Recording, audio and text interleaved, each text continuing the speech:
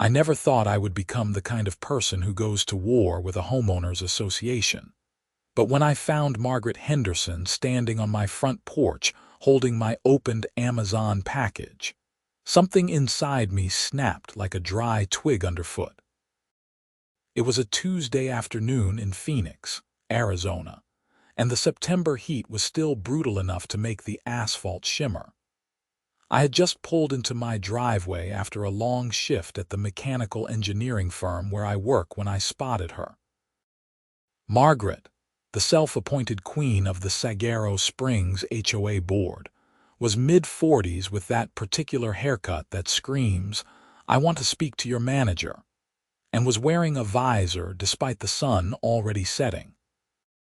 But what really caught my attention was the torn cardboard box in her hands, my address label clearly visible, and the contents partially pulled out for her inspection. "Excuse me," I said, climbing out of my truck. "That's my package." Margaret didn't even have the decency to look embarrassed. Instead, she held it up like evidence in a court proceeding. "Mr. Griffin, we need to discuss what you're ordering online. This is completely inappropriate for our community standards." I walked closer, heat rising in my chest that had nothing to do with the Arizona sun. The package contained a perfectly legal security camera system I had ordered for my garage after someone had dinged my car in the driveway last week. "You opened my mail. I'm on the HOA board, Patrick. It's my responsibility to ensure all residents are following community guidelines, and that includes monitoring suspicious packages." She said this with such conviction that I almost wondered if she actually believed she had that authority. "That's a federal crime," I said slowly, feeling my jaw tighten. "Opening someone else's mail is a federal crime, Margaret." She waved her hand dismissively, her rings catching the dying sunlight. "Oh, don't be dramatic. I'm just doing my job. Now about these cameras you're planning to install.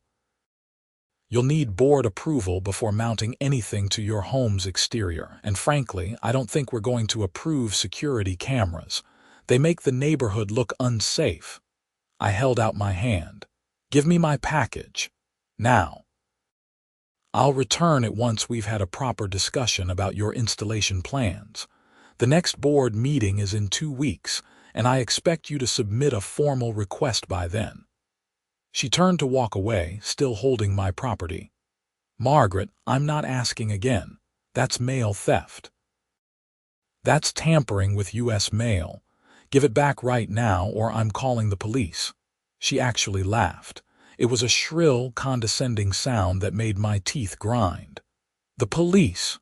Over a little HOA matter? You're being ridiculous, Patrick." This is exactly the kind of attitude that makes it so difficult to maintain community standards.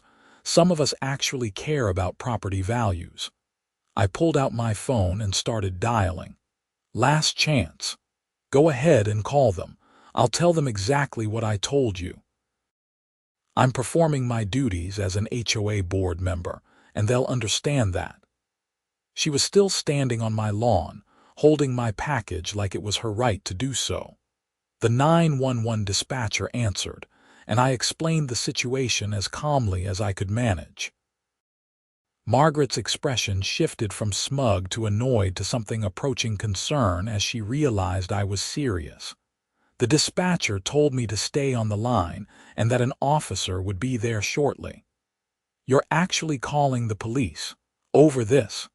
Margaret's voice had lost some of its confidence.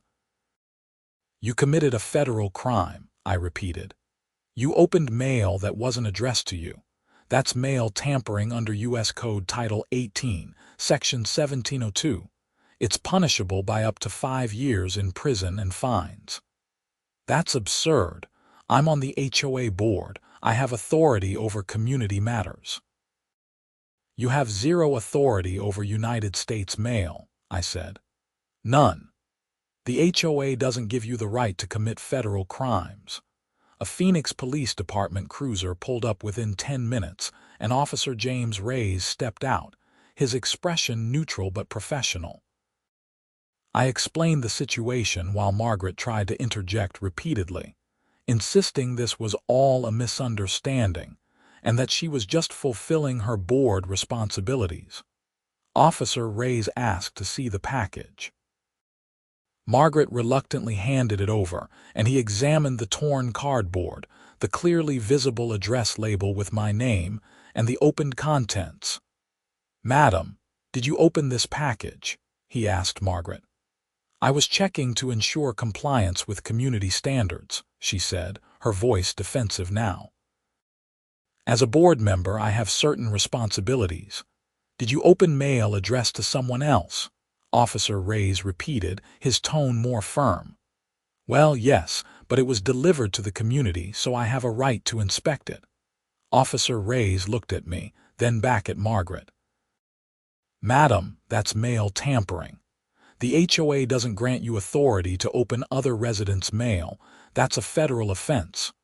Margaret's face went pale, then red. "This is ridiculous. I'm trying to protect our community." "Patrick is constantly causing problems, questioning every rule, acting like the guidelines don't apply to him." "That has nothing to do with mail tampering," Officer Reyes said. "I'm going to need to file a report on this. Mr. Griffin, do you want to press charges?" I looked at Margaret, who was now sputtering about how this was all a huge overreaction and that she had served on the board for 6 years without any issues. Part of me wanted to let it go, take my package and move on. But another part of me, the part that was tired of Margaret's constant overreach and the HOA's increasingly absurd demands, wanted to make a point. "Yes," I said, "I want to press charges." Margaret's eyes went wide. "You can't be serious over a simple mistake."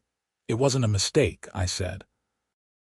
"You deliberately opened my package, inspected the contents, and tried to use it against me.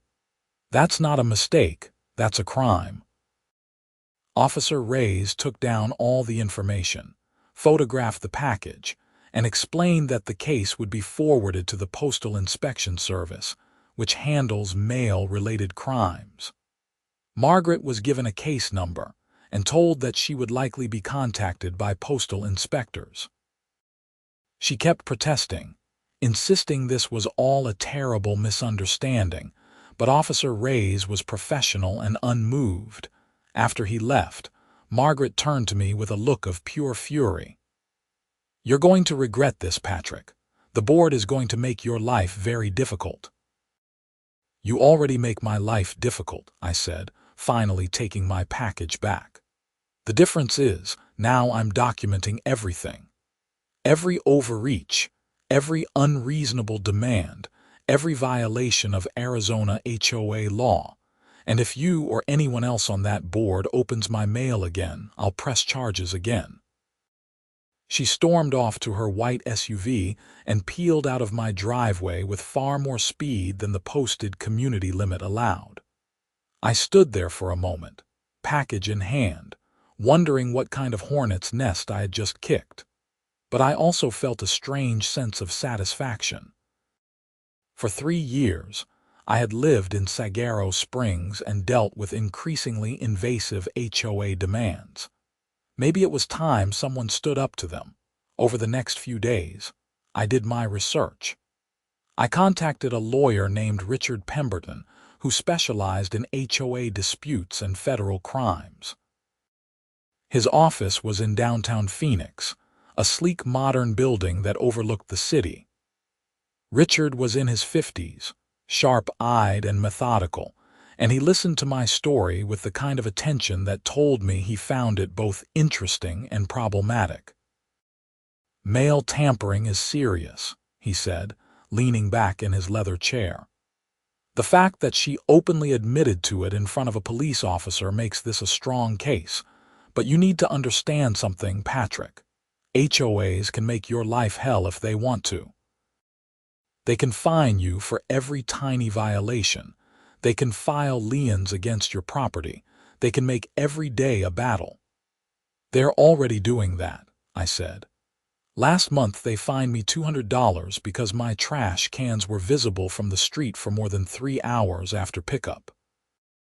The month before that, they sent me a violation notice because I had a small oil stain on my driveway. They're constantly harassing me over nothing. Richard nodded. Classic HOA overreach. Arizona has some protections for homeowners, but HOAs have a lot of power. The key is documentation. Every interaction, every violation notice, every fine, you need to document it all.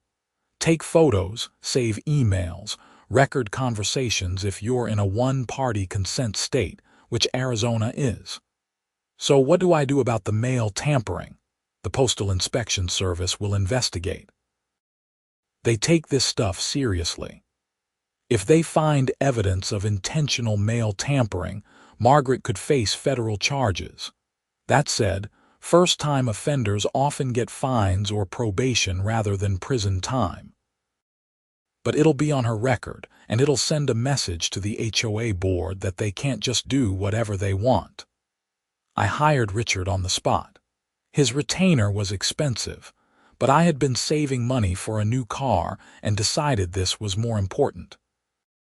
If I was going to fight the HOA, I wanted someone who knew the law on my side.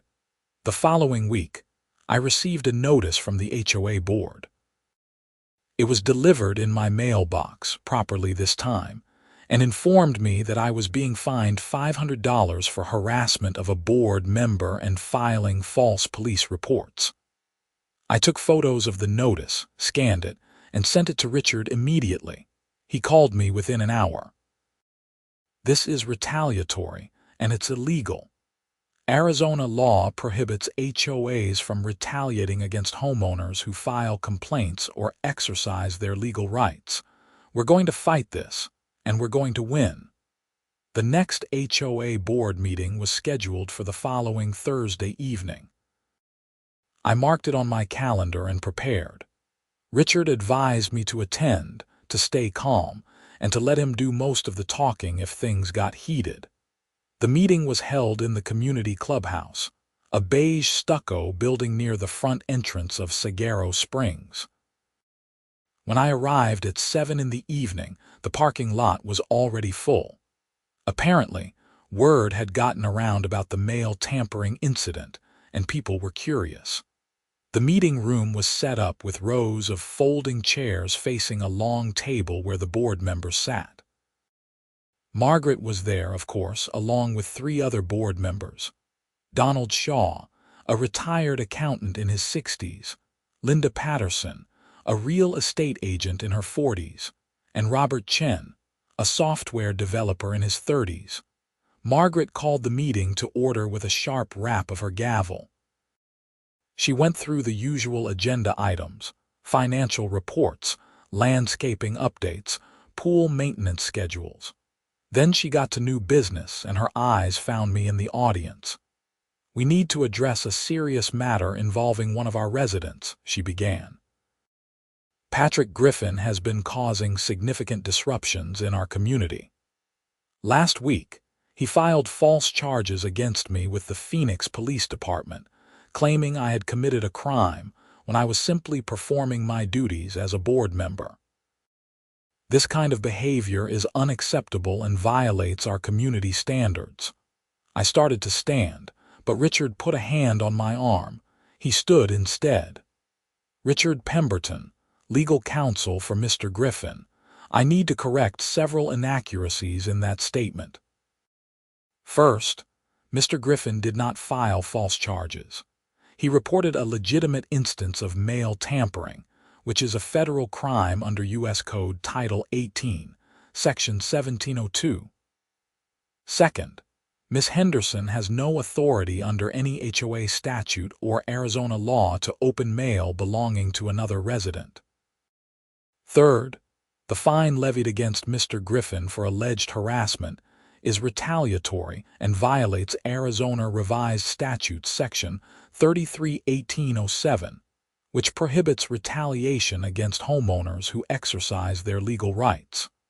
The room went silent.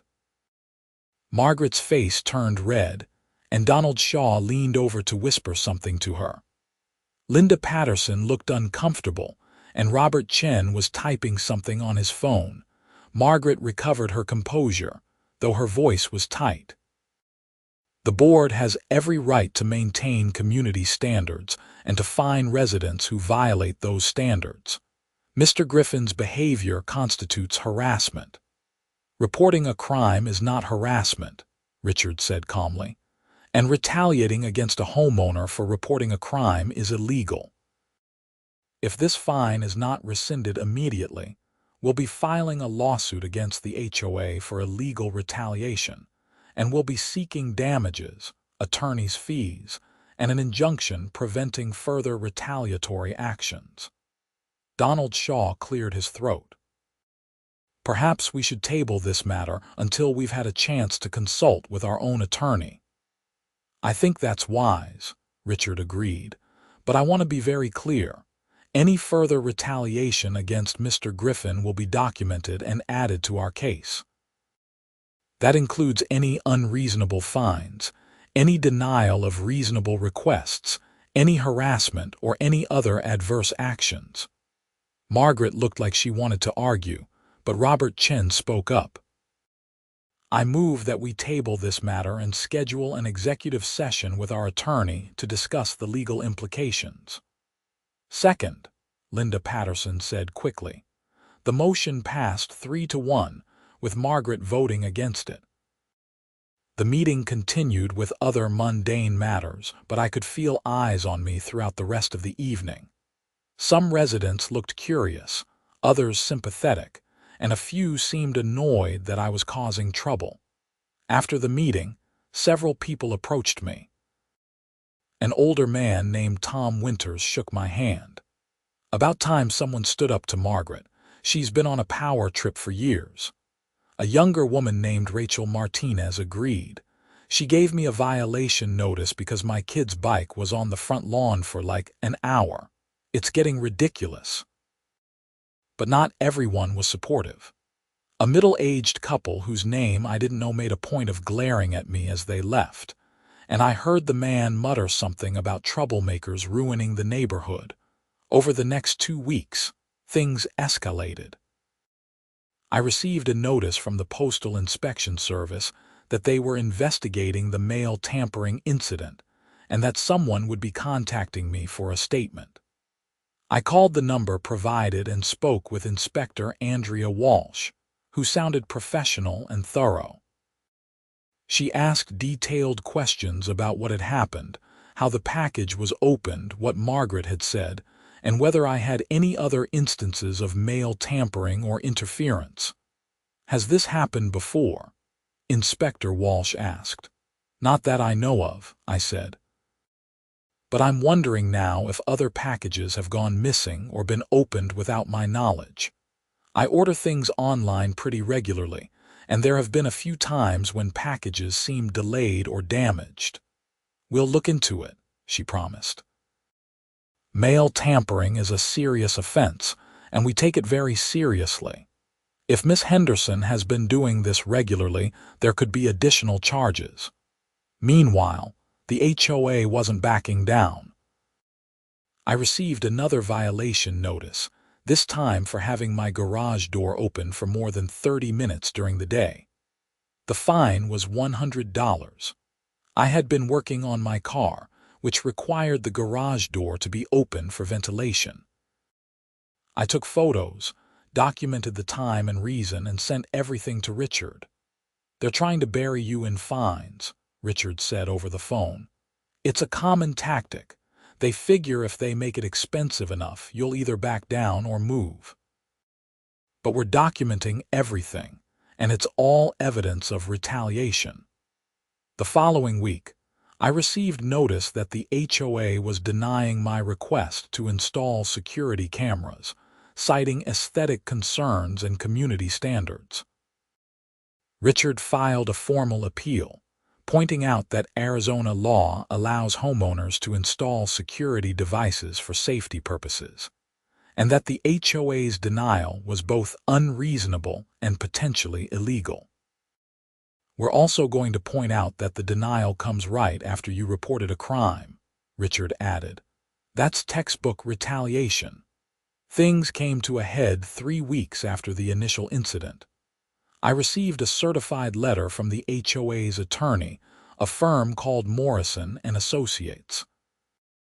The letter demanded that I cease all harassment of board members, withdraw the criminal complaint against Margaret Henderson, and pay all outstanding fines within 30 days or face a lien against my property. I called Richard immediately, and he was not happy. This is aggressive, even for an HOA. They're trying to intimidate you into dropping the criminal complaint. That's witness tampering, potentially obstruction of justice. Forward me this letter immediately. That afternoon, Richard drafted a response that was both polite and scathing. He pointed out that I had not harassed anyone, that I had no authority to withdraw a criminal complaint once filed with federal authorities, and that the fines were retaliatory and therefore invalid. He also informed Morrison and Associates that we would be filing a lawsuit if the harassment continued. But the real bombshell came from the Postal Inspection Service. Inspector Walsh called me on a Friday afternoon with an update. Mr. Griffin, we've completed our preliminary investigation, and we have enough evidence to move forward with charges against Margaret Henderson for mail tampering. We've also discovered that this isn't the first incident. We checked with several other residents in your community, and at least 3 others reported packages that were opened or went missing after being delivered. Miss Henderson was seen handling packages in the community mailroom on multiple occasions. My stomach dropped. So she's been doing this to other people too. It appears so.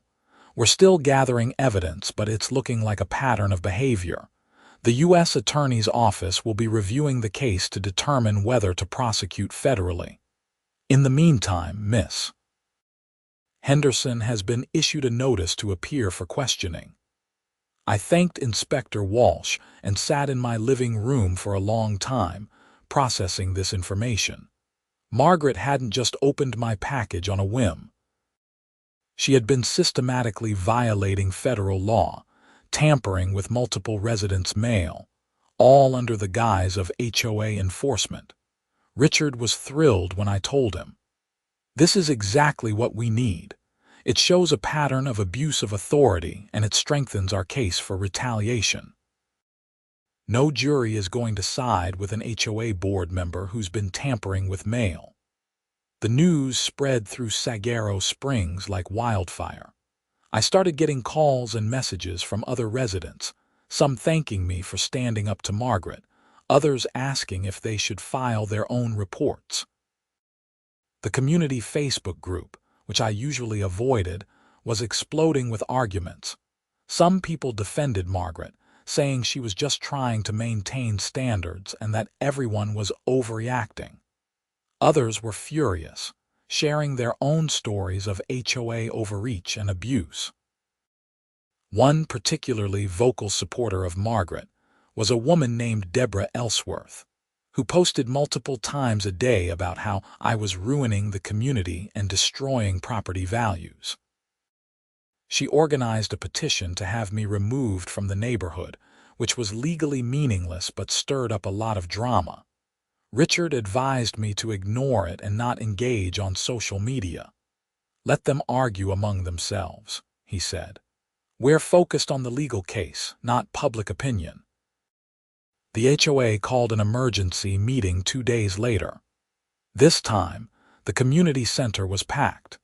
Every seat was filled and people were standing along the walls. News crews from 2 local Phoenix stations were in the parking lot, having caught wind of the story. A board member committing federal crimes was apparently newsworthy. Margaret was absent from the board table. In her place sat Donald Shaw, who looked deeply uncomfortable as he called the meeting to order. "Thank you all for coming," he began. "The board wants to address the recent concerns regarding alleged mail tampering. First, I want to assure everyone that the board takes these allegations very seriously. Margaret Henderson has temporarily stepped down from her position while the investigation is ongoing. Temporarily. Someone shouted from the back. She committed a federal crime. Donald held up his hands. Please let me finish. The board is cooperating fully with the Postal Inspection Service. We've also retained outside counsel to conduct an internal review of our policies and procedures to ensure that something like this doesn't happen again. We're committed to transparency and accountability. I stood up. With all due respect, the board has been retaliating against me since I reported the crime. I've received multiple unreasonable fines. My security camera installation was denied, and your attorney sent me a letter demanding I drop the criminal complaint. That's not transparency. That's intimidation. Robert Chen spoke up. Mr. Griffin, those actions were taken at Margaret's direction without full board approval. Now that we're aware of the situation, we're reviewing all recent fines and decisions to ensure they were appropriate. That's good to hear, Richard said, standing beside me. But my client has suffered significant stress, expense, and reputational damage as a result of the board's actions.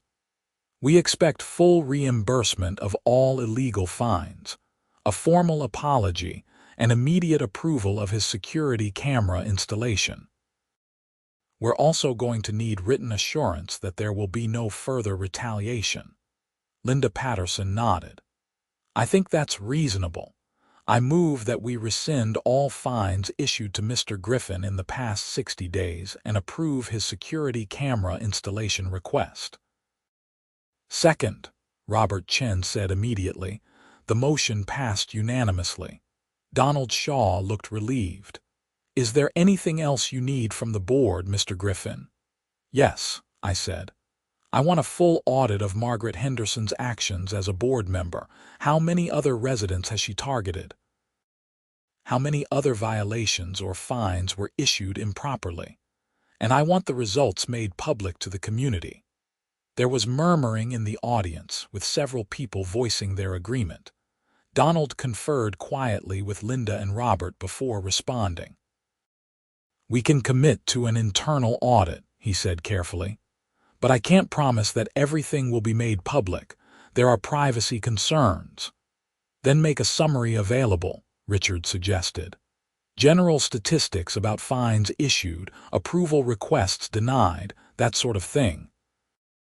No names, but enough information that residents can see whether there were patterns of inappropriate behavior. After some more discussion, the board agreed. The meeting continued with residents sharing their own experiences with Margaret and the board. Some stories were minor, petty violations about lawn decorations or paint colors. Others were more serious. One elderly man named George Parker said he had been fined $3,000 over the course of a year for various violations, including having a flagpole that was allegedly too tall, even though it met the exact specifications in the HOA guidelines. She measured it 3 times, George said, his voice shaking with frustration. 3 times. And each time she said it was an inch too tall, but when I had a surveyor come out with professional equipment, it was exactly the right height. I spent thousands of dollars fighting these fines, and I almost lost my home. The room went silent. Several people were wiping their eyes. It became clear that Margaret's behavior wasn't just annoying or petty. It was destructive, and it had caused real harm to real people. By the time the meeting ended, it was nearly 11 at night. I was exhausted but also felt something like vindication. This wasn't just about my opened package anymore. It was about holding an abusive HOA board accountable and protecting other residents from the same treatment. Over the following weeks, the investigation continued. Inspector Walsh interviewed multiple residents and gathered evidence of mail tampering going back at least 2 years. She told me that Margaret had been opening packages looking for what she called prohibited items, which apparently included everything from security cameras to satellite dishes to garden gnomes that didn't match the approved aesthetic. "It's one of the most brazen cases of mail tampering I've seen," Inspector Walsh said. "Usually, people try to hide it. She was doing it openly because she genuinely believed her position on the HOA board gave her that authority." The U.S. Attorney's Office decided to prosecute. Margaret Henderson was formally charged with multiple counts of mail tampering under 18 U.S.C. Section 1702. Each count carried a potential sentence of up to 5 years in prison and significant fines, though Richard explained that first-time offenders rarely got the maximum sentence. "She'll probably get probation and a fine," Richard said, "but it'll be a federal conviction on her record, and that's significant." Margaret's attorney tried to negotiate a plea deal, but the prosecutor was firm. Given the number of victims and the length of time the behavior had continued, they wanted accountability. The case went to trial in federal court in Phoenix. I testified, as did several other residents. The evidence was overwhelming. The prosecutor presented photos of opened packages, testimony from postal workers who had witnessed Margaret handling mail in the community mailroom, and even security footage from the package delivery area showing her opening boxes that weren't addressed to her. Margaret's defense was exactly what she had said to me on that first day. She claimed she had authority as an HOA board member to inspect packages to ensure community compliance. Her attorney argued that she had no criminal intent, that she genuinely believed she was performing her duties. The prosecutor dismantled that argument methodically. She brought in an expert on HOA law who testified that no HOA governing document in Arizona or anywhere in the United States grants board members the authority to open residents' mail. She presented the HOA's own bylaws, which said nothing about package inspection. She even called a representative from the Community Associations Institute, a national organization for HOAs, who confirmed that mail tampering is never an acceptable practice. The jury deliberated for less than 3 hours. They found Margaret Henderson guilty on all counts, 7 counts of mail tampering, 1 for each package that could be definitively proven with evidence and testimony. Sentencing came 6 weeks later. I sat in the courtroom with Richard and watched as Margaret stood before the judge. She looked smaller somehow, diminished by the weight of her conviction. Her attorney made an impassioned plea for leniency, emphasizing her years of community service, her lack of prior criminal record, and her genuine belief that she had been acting appropriately. The judge was sympathetic but firm. "Miss Henderson, I understand that you believed you were serving your community. But ignorance of the law is not an excuse, particularly when multiple people tried to tell you that your actions were illegal. You violated the privacy and trust of your neighbors. You committed federal crimes repeatedly over an extended period. That requires accountability." Margaret was sentenced to 2 years of probation, 300 hours of community service, and a fine of $15,000. She was also ordered to resign immediately from any and all HOA board positions, and was prohibited from serving on any HOA board in the future. Additionally, she had to write formal apologies to each of the 7 victims whose mail she had tampered with. I received my apology letter 3 weeks later. It was brief and stilted, clearly written under legal duress rather than genuine remorse. But it was something. The fallout from the case rippled through Saguaro Springs for months. The HOA board underwent a complete restructuring. Donald Shaw resigned, citing stress and a desire to spend more time with his family. Linda Patterson and Robert Chen stayed on but brought in new members who were committed to transparency and reasonable enforcement of rules. The audit that Richard had requested revealed stunning results.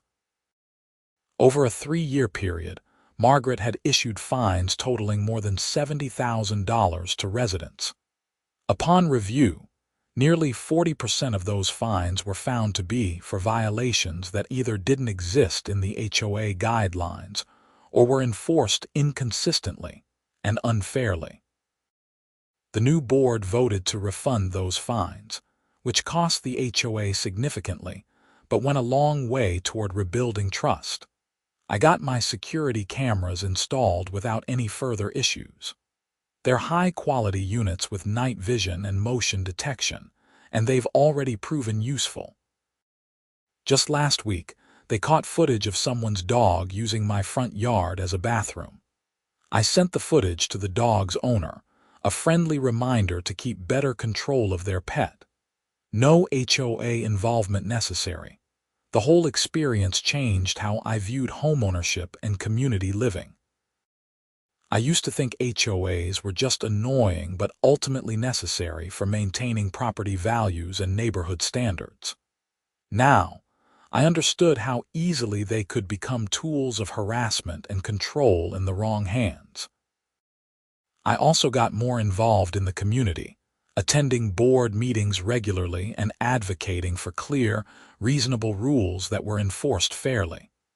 Several other residents did the same. We formed an informal watchdog group, monitoring board actions and speaking up when things seemed inappropriate. The new board actually welcomed this oversight, recognizing that transparency made them stronger and more legitimate. Richard and I stayed in touch. He told me that the case had generated interest from other HOA residents dealing with similar issues. He was considering specializing in HOA law because, as he put it, there's clearly a need for attorneys who will stand up to boards that abuse their power. About 6 months after the trial, I ran into Margaret at a grocery store in Phoenix. It was awkward. She was in the produce section, examining avocados, and we made eye contact across the display. For a moment, I thought she might just ignore me and walk away, but instead she came over. "Patrick," she said quietly, "I know my letter wasn't very personal, but I do want to say I'm sorry. I genuinely thought I was doing the right thing for the community. I never meant to cause you or anyone else harm." I studied her face, looking for signs of manipulation or insincerity, but she just looked tired and sad. "I appreciate you saying that," I said carefully. "But you need to understand how violating it felt to have my mail opened and inspected, how controlling and invasive it was, and I wasn't the only one." "I know," she said. "I've had a lot of time to think about it. My attorney suggested therapy, and my therapist has helped me see that I was way too focused on control. I think I used the HOA as a way to feel important, to feel like I mattered, and I took it too far." "Way too far," I agreed, "but I hope you're getting the help you need." She nodded, tears welling in her eyes. "I lost my position, my reputation, and I have a federal conviction on my record. I'll never be able to serve on a board again. I know I brought it on myself, but it's been hard." I didn't know what to say to that. Part of me felt vindicated, felt like justice had been served. But another part of me just felt sad that things had escalated to this point. "Maybe this is an opportunity for a fresh start," I offered. "To find other ways to contribute to the community without the power dynamics that got you in trouble." "Maybe," she said. "Anyway, I won't take up any more of your time. I just wanted you to know that I am sorry, truly." She walked away, and I finished my shopping, thinking about second chances and accountability and how complicated human beings can be. Margaret had committed crimes. There was no question about that. But she was also a person who had made terrible choices and was now facing the consequences. I could hold her accountable while still hoping she found a better path forward. Life in Saguaro Springs gradually returned to normal, or at least a new version of normal. The HOA was more reasonable, the rules were clearer, and enforcement was fairer. Property values actually increased, which surprised the people who had argued that my lawsuit would hurt the neighborhood. Turned out that people wanted to live in communities where the rules made sense and were applied fairly. I continued my work as a mechanical engineer, designing components for aerospace applications. It was precise, technical work that required attention to detail and following established guidelines. In some ways, it wasn't that different from the HOA rules I had fought against. The difference was that in engineering, the rules existed for clear safety and functional reasons, and they were applied consistently based on objective standards. That's what HOA rules should be, I realized. Not arbitrary exercises of power, but reasonable guidelines that serve everyone's interests. My neighbors became friendlier too. Tom Winters invited me to a backyard barbecue where I met several other residents who had been quietly frustrated with the old board but hadn't known how to fight back.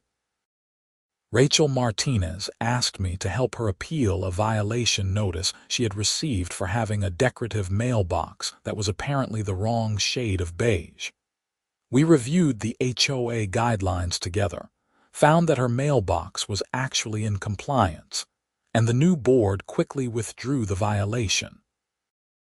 I even started dating someone I met at one of the community events, though that's another story entirely. Her name was Julia. She was a teacher at a nearby elementary school, and she thought my battle with the HOA was both crazy and admirable. We went on our first date to a Mexican restaurant in downtown Phoenix, and I found myself telling her the whole story over chips and salsa. "So you really got her convicted of a federal crime over opening a package?" Julia asked, her eyes wide. "It wasn't just about the package," I explained. "It was about abuse of authority, about someone who thought their position gave them the right to violate other people's privacy and rights. If I hadn't stood up to her, she would have kept doing it." "That's actually really brave," Julia said. "A lot of people would have just let it go." "I almost did," I admitted. "Part of me thought it wasn't worth the fight, but I'm glad I didn't back down." The legal fees had been substantial, nearly $20,000 by the time everything was settled. But the HOA ended up reimbursing me for about half of that as part of the settlement agreement, and the principal was worth the cost. Some things are more important than money. As I sat in my living room one evening, about a year after the whole ordeal began, I reflected on everything that had happened. My security cameras were working perfectly, quietly recording the front of my house and my driveway. I had just finished installing a new mailbox, one with a lock, because even though Margaret was gone and the new board was better, I wasn't taking any chances. The doorbell rang, and I checked the camera feed on my phone before answering. It was Robert Chen, the board member who had stayed on after the restructuring. I opened the door, curious about why he was visiting. "Hey, Patrick," Robert said. "Sorry to drop by unannounced. Do you have a minute?" "Sure, come in," I said, gesturing to the living room. Robert sat down, looking slightly nervous. "I wanted to run something by you. The board is working on updating our governing documents, and we'd like your input. Given everything you went through, and your legal knowledge from working with your attorney, we think you'd be valuable in helping us create guidelines that are fair and legally sound." I was surprised. I'm not a lawyer. "No, but you understand what it's like to be on the receiving end of unfair enforcement, and you're not afraid to speak up when something's wrong. We need that perspective." I thought about it. Part of me wanted to say no, to stay as far away from HOA business as possible after everything I'd been through. But another part of me recognized this as an opportunity to make a real difference, to help create a system that worked for everyone. "Okay," I said, "I'll help. But I want to be clear. I'm not interested in joining the board or taking on any official role. I'll consult and provide feedback, but that's it." "That's perfect," Robert said, looking relieved. "We're meeting next Tuesday at 7 if you're available." Over the following months, I worked with the board to revise the HOA's governing documents. We clarified which rules were mandatory versus advisory. We established clear procedures for issuing violations and fines, including a formal appeal process.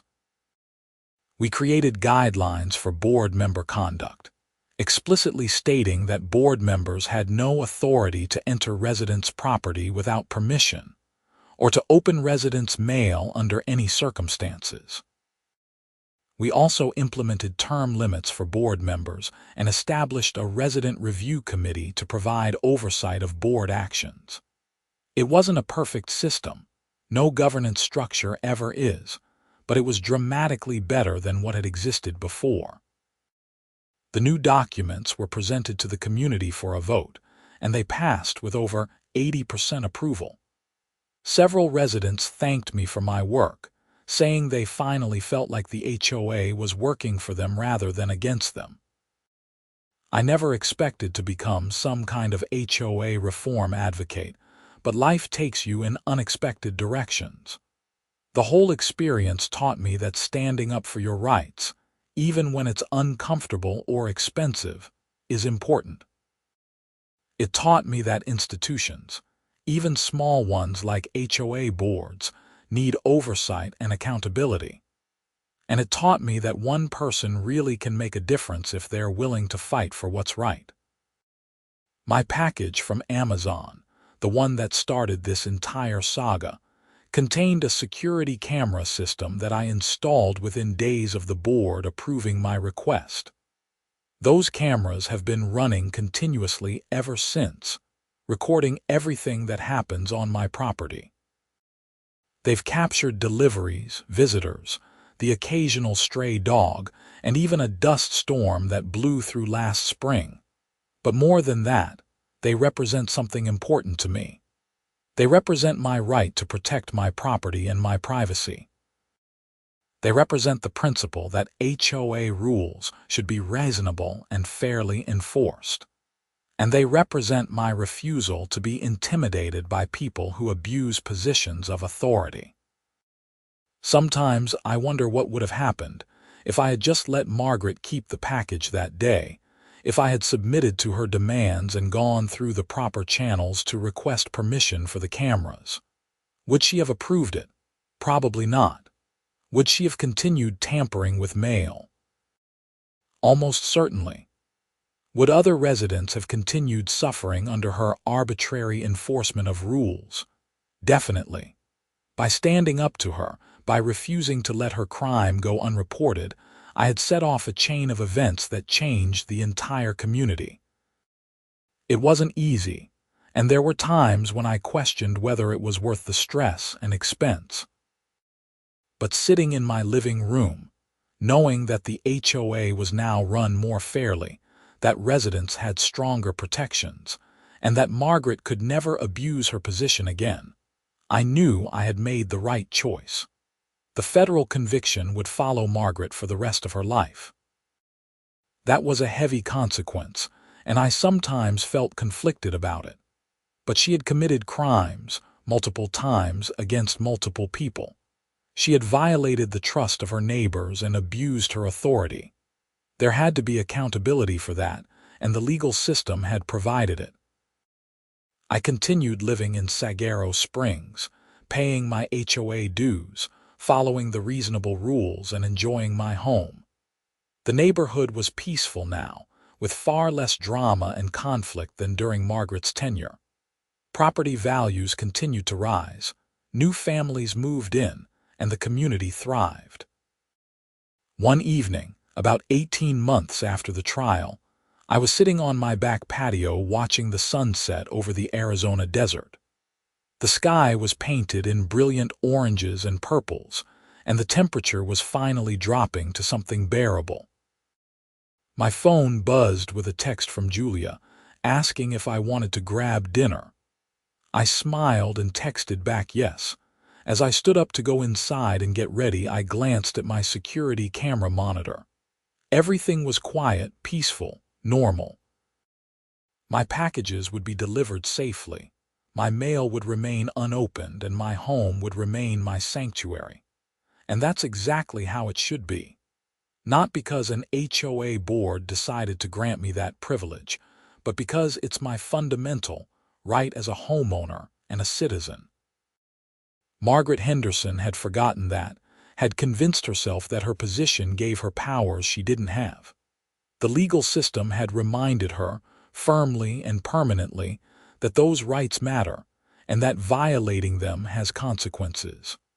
I went inside, locked my door, and set the security system. Life in Saguaro Springs was good now, better than it had been in years. The fight had been worth it, every stressful moment and every dollar spent. Because at the end of the day, standing up for your rights isn't just about you. It's about protecting everyone who comes after you, about creating communities where people can live in peace without fear of arbitrary authority or abuse of power. And that's a legacy I could be proud of, all because I refused to let someone get away with opening my package.